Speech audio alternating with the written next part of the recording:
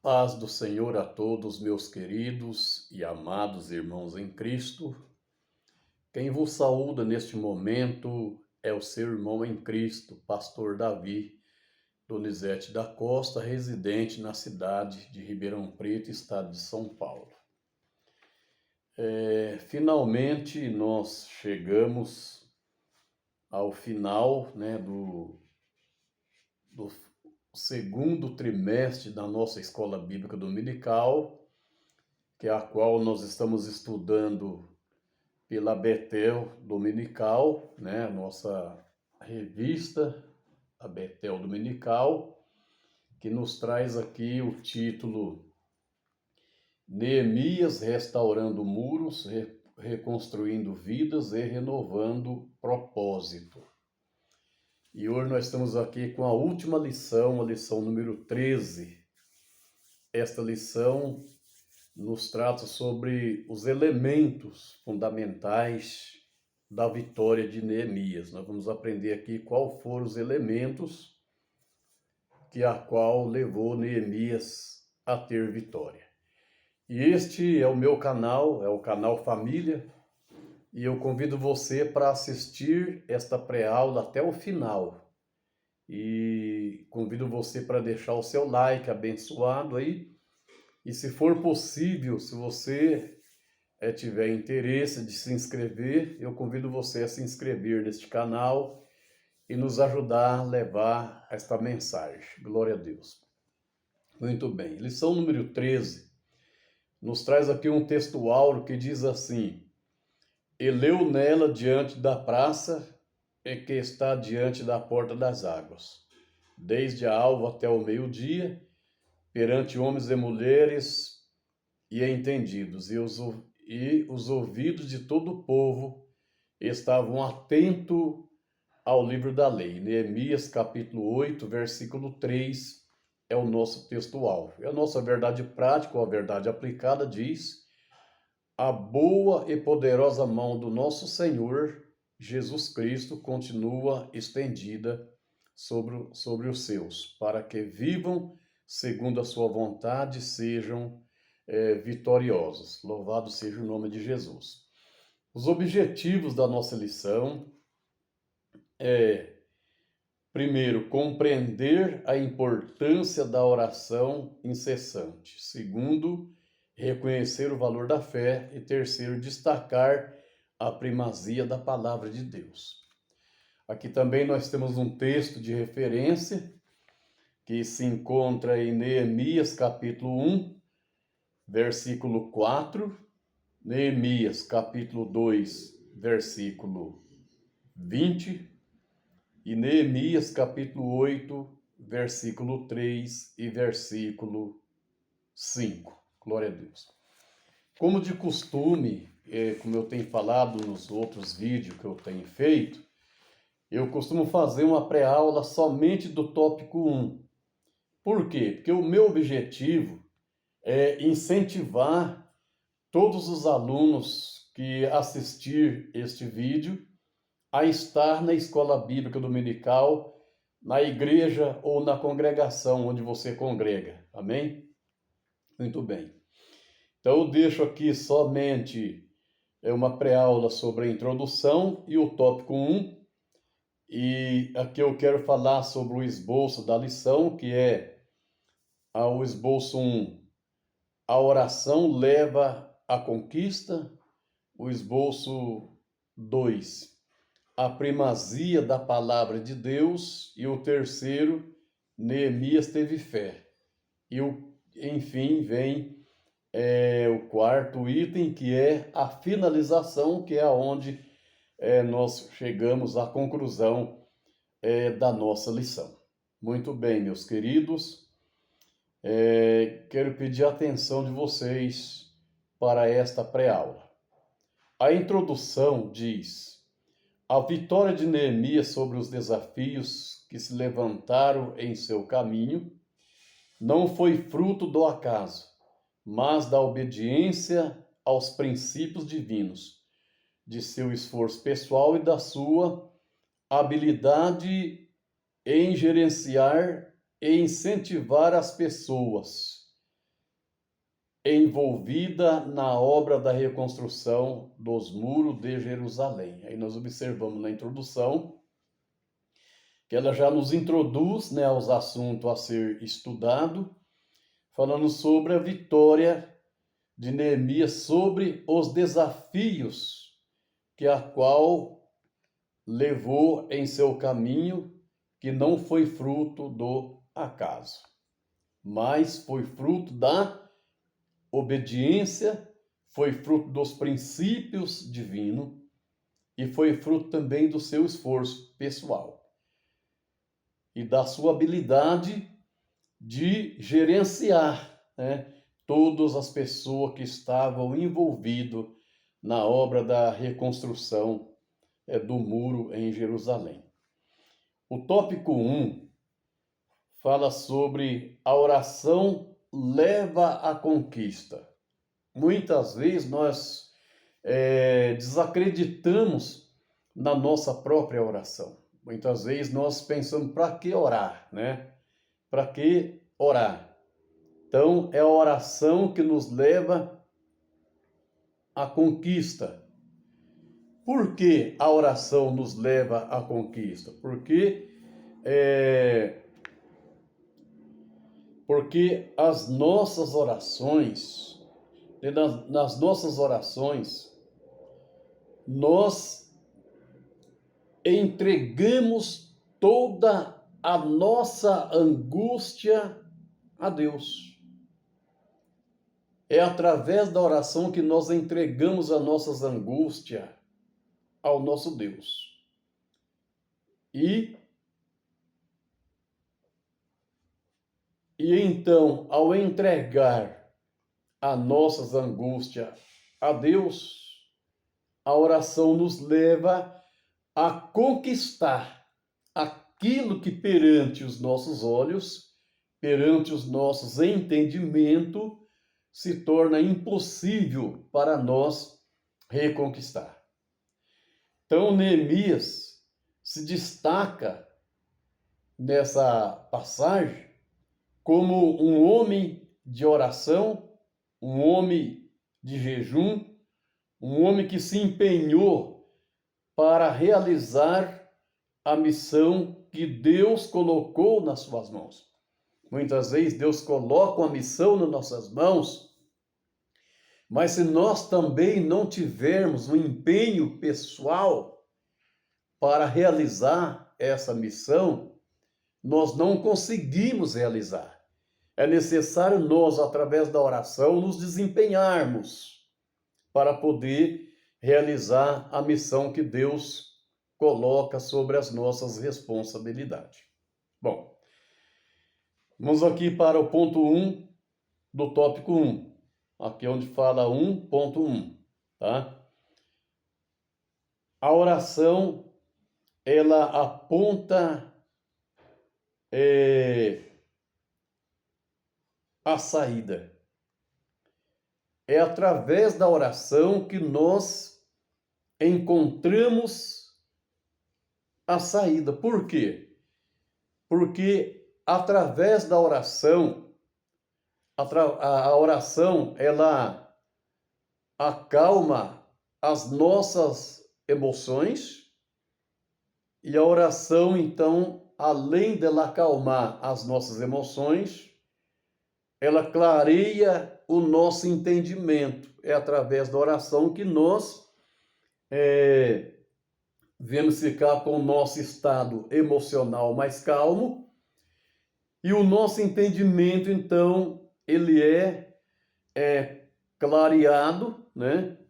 E também a oração, ela renova a nossa esperança. Então, quando nós estamos aflitos, nós precisamos dobrar os nossos joelhos e começar a orar a Deus para que as nossas emoções venham a ser acalmadas, né?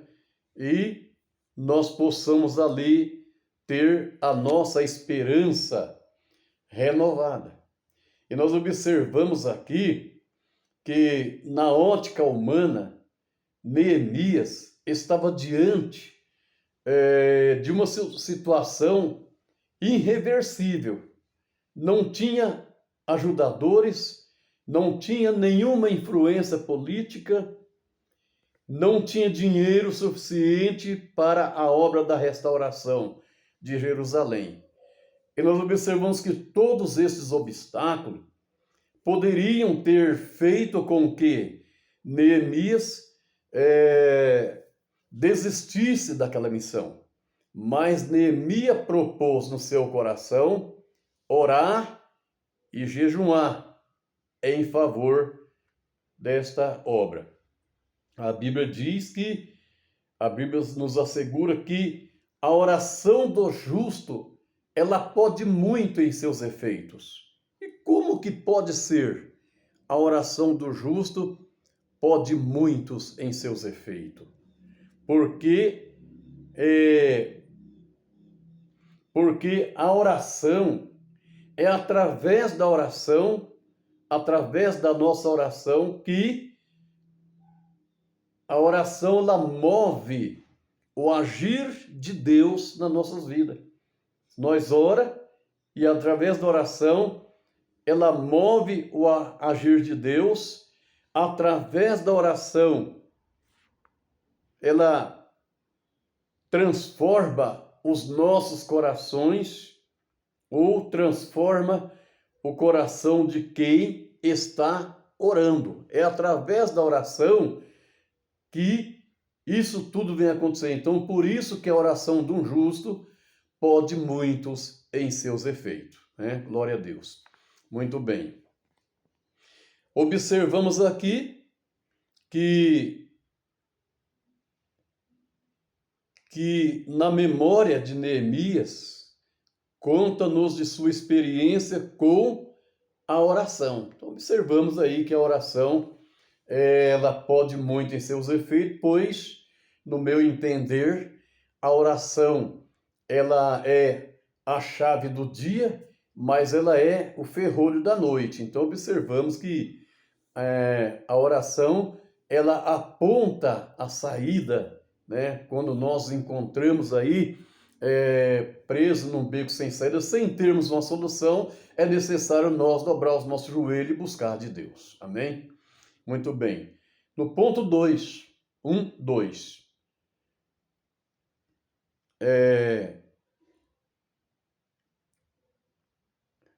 Enfrentando os desafios com oração. Queridos, não tem como nós enfrentar nenhum desafio sem primeiro nós orarmos e buscarmos de Deus uma direção em oração. Por quê? Porque enfrentar os desafios em oração fala sobre nós entregar, né?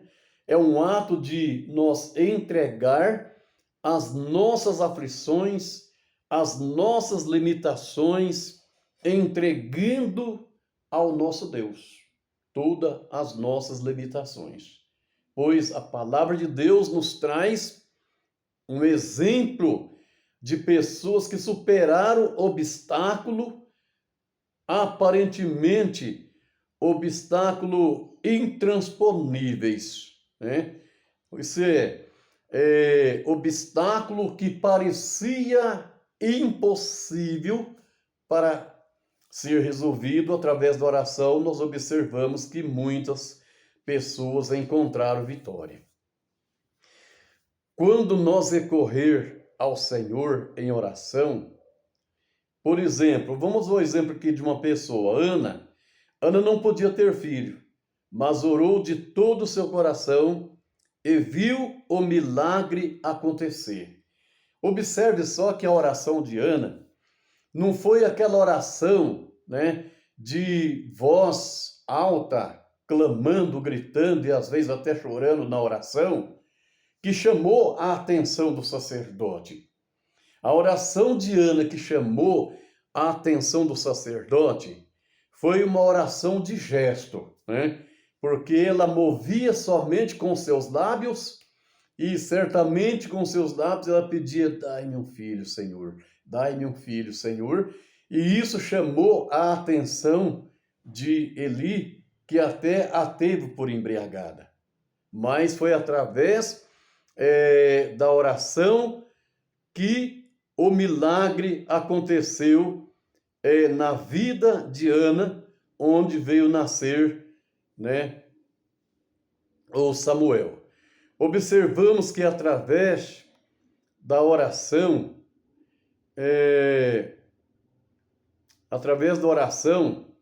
Josué orou a Deus, né? E o sol parou, a lua parou, o dia tornou-se longo e através deste dia que tornou-se longo, o povo de Israel teve possibilidade de vencer aquela batalha em que eles estavam lutando. Ali em Josué, capítulo 10, versículo 12 ao 14. Os discípulos também clamaram a Deus e insistentemente receberam o revestimento de poder pela manifestação do Espírito Santo. Observamos que nós só vencemos as batalhas com oração. Se nós não orarmos, nós não temos como vencer a batalha. Muito bem. Observamos aqui que a oração, ela é uma das atividades, né, espirituais mais importante na vida do cristão. Se nós observar, a igreja primitiva, ela foi iniciada com oração. Que observamos que após a ascensão de Jesus ao céu, o povo foi orar, buscar a presença de Deus. Infelizmente, muito se esquece que a oração, juntamente com a palavra, ausenta o cristão durante... a palavra sustenta o cristão durante a provação. Quem dobra os joelhos diante de Deus não se curva diante das dificuldades, pois a oração nos dá resistência, né, antes todas as adversidades. Amém? Glória a Deus. Muito bem. 1:3. No ponto 1:3, observamos aqui que diz: o inimigo tenta nos impedir de orar. Observamos aí que a tentativa do inimigo impedir o crente de orar, ela é muito grande. Muito. Muitos crentes não oram porque são impedidos pelo inimigo de dobrar o joelho e orar. Por quê? Porque, primeiro, ele ataca a nossa mente. Segundo, ele ataca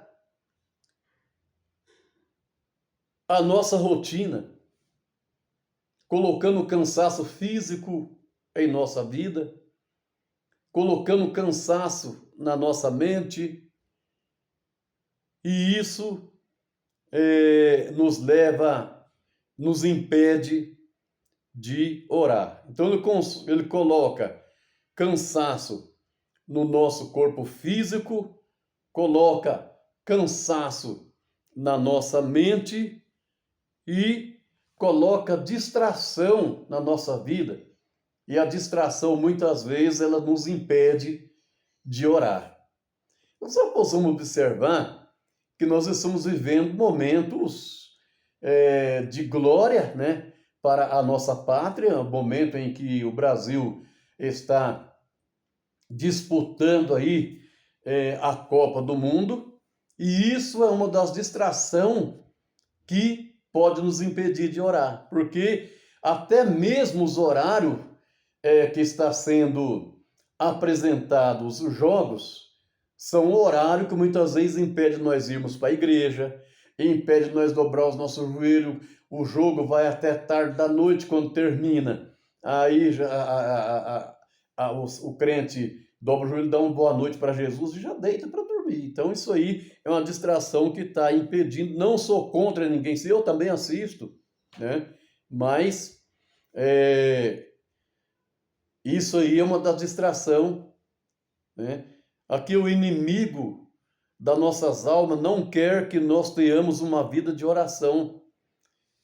Por isso, ele tenta nos deixar ocupado, né, e cansados demais para orar. Jogos longos, filmes atraentes, filmes imperdíveis,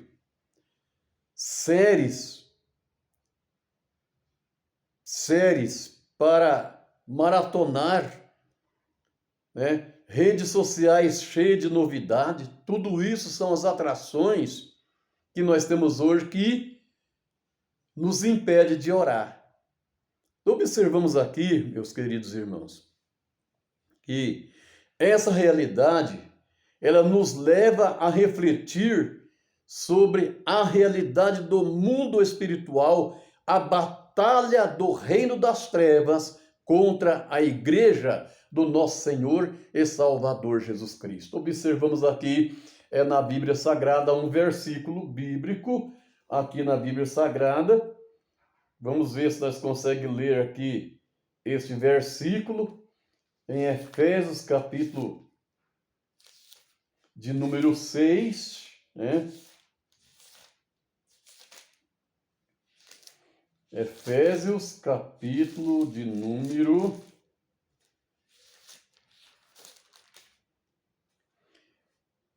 6, versículo 12, que diz assim: porque não temos que lutar contra a carne e o sangue, mas sim contra os principados, contra as potestades, contra os príncipes das trevas deste século, contra as hostes espirituais da maldade nos lugares celestiais. Observamos aí que é a decisão de orar e jejuar com constância. E nós observamos que é necessário nós orar e jejuar com constância para vencer o reino das trevas. Glória a Deus. Observe só que o cristão, enquanto ele estiver vivendo na terra, enquanto ele estiver aqui na terra, estará sempre sujeito a ataques, né, provenientes de 3 fontes inimigas. Primeira fonte, o mundo, né? E depois vem aqui, primeira fonte, o mundo, quer dizer, a natureza adâmica. Depois vem aqui o diabo e as suas hostes demoníacas. Então observamos aqui que são 3. O primeiro, o mundo, a natureza adâmica e o diabo e